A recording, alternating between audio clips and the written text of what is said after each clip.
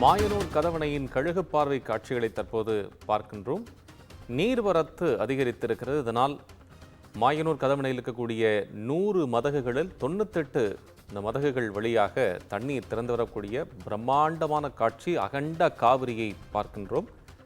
மாயனூர் கதவணையின் கழுகு பார்வை காட்சிகள் இது நமது நேயர்களுக்காக. கரூர் மாவட்டம் குளித்தலை அருகே மாயனூர் காவிரியாறு கதவணைக்கு நீர்வரத்து அதிகரித்திருப்பதை தொடர்ந்து மதகுகள் வழியாக தண்ணீர் திறந்துவிடப்பட்டிருக்கிறது. 100 மதகுகள் கொண்டது மாயனூர் கதவணை காவிரி ஆற்றுப்பாலம்.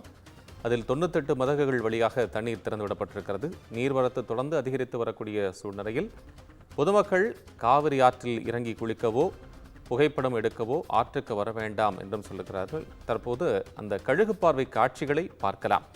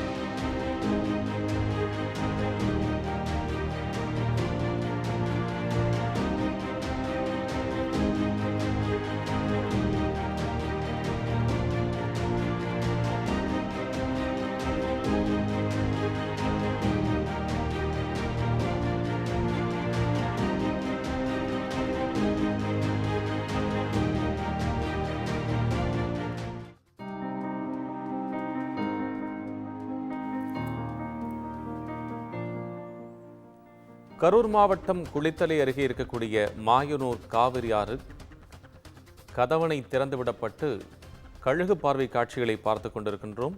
கூடுதல் விவரங்களுடன் செய்தியாளர் கிருஷ்ணமூர்த்தி இணைப்பில். விவரம் சொல்லலாம் கிருஷ்ணமூர்த்தி.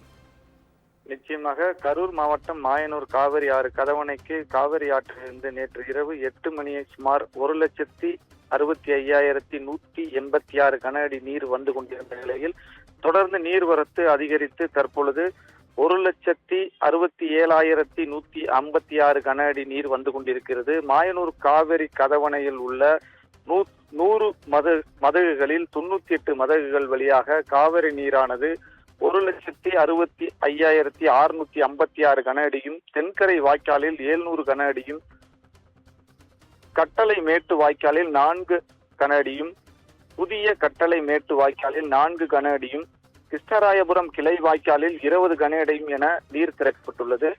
காவிரி ஆற்றில் தொடர்ந்து நீர்வரத்து அதிகரித்து வருவதால் பொதுமக்கள் காவிரி ஆற்றில் இறங்கி குளிக்கவோ, ஆடு மாடுகளை மேய்க்கவோ, செல்பி புகைப்படங்கள் எடுக்கவோ மாவட்ட நிர்வாகம் சார்பில் காவிரி ஆற்றங்கரையில் எச்சரிக்கை பதாகைகள் வைத்து பொதுமக்களுக்கு எச்சரிக்கை விடுத்துள்ளனர். கரூர் அருகே மாயனூர் காவிரி ஆற்று கதவணையில் மேட்டூர் அணையிலிருந்து வெளியேறும் உபரி நீர் கழுகு காட்சிகள் கடல் அலைகள் போல காட்சியளிக்கிறது. காவிரி ஆறு என்பது குறிப்பிடத்தக்கது. கோபால்.